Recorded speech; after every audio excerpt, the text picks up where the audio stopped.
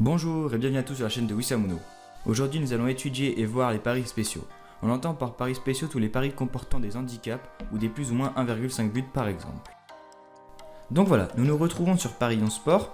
Donc comme on peut le voir, on va prendre un match tel que Nîmes-Auxerre, un match de Ligue 2. On voit qu'il y a 13 formules disponibles.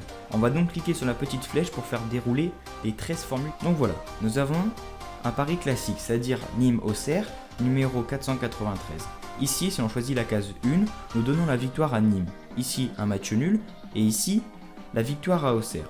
Cependant, il existe d'autres formules, ce qu'on appelle les paris spéciaux. Ici, en l'occurrence, nous avons le numéro 494. Il s'agit donc d'un handicap 0-1.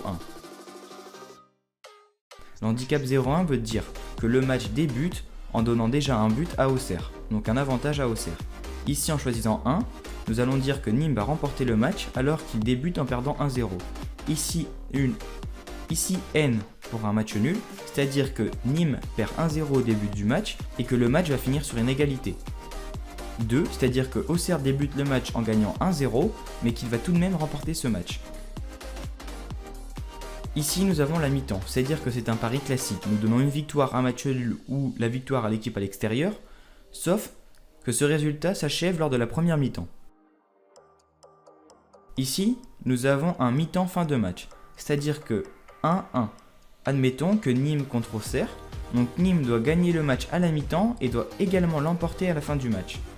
Ici, Nîmes doit gagner le match à la mi-temps et ce match doit s'achever sur un nul à la fin du temps réglementaire. Ici, nous restons toujours sur le 1-2, c'est-à-dire que Nîmes doit remporter le match à la mi-temps et que Auxerre doit parvenir à le gagner en fin de rencontre. Pareillement, ici, c'est-à-dire qu'à la mi-temps, il s'agit d'un nul et qu'à la fin, il s'agira à la fin des 90 minutes d'une victoire de Nîmes.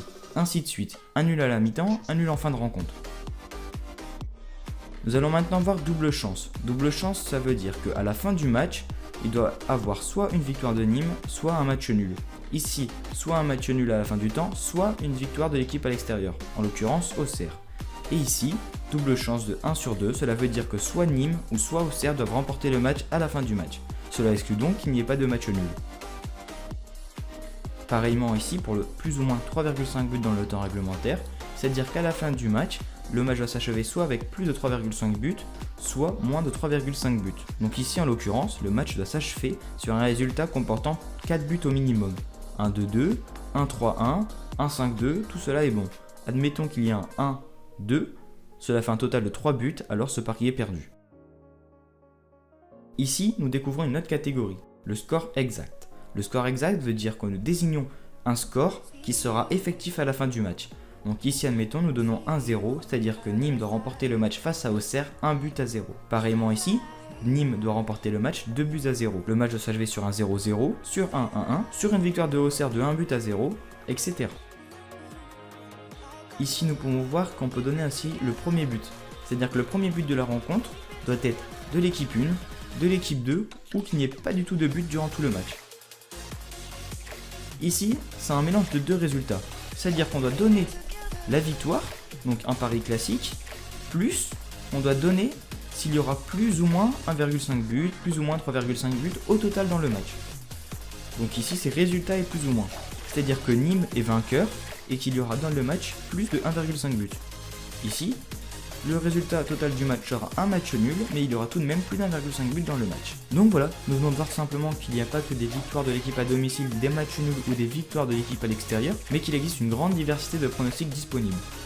Donc tous ces pronostics sont répertoriés sur l'application ou sur le site Paris 11 Sport. Et pour chaque match, donc admettons ici Spartak de Rotterdam contre l'AZ d'Alkmaar, il y a cette formule disponible en supplément de la victoire, du nul ou de la victoire de l'équipe à l'extérieur. Pareillement pour le pari FC Tour, on peut remarquer que les formules sont tout le temps indiquées en dessous du pari classique, victoire ou nul ou victoire de l'équipe à l'extérieur. Selon les matchs, le nombre de formules peut varier, mais vous retrouverez toutes les formules ainsi que toutes les codes de chaque match sur l'application et sur le site Paris 11 Sport. Donc voilà, maintenant vous savez tout sur les différents types de paris possibles et existants. C'était la chaîne de Wissamuno.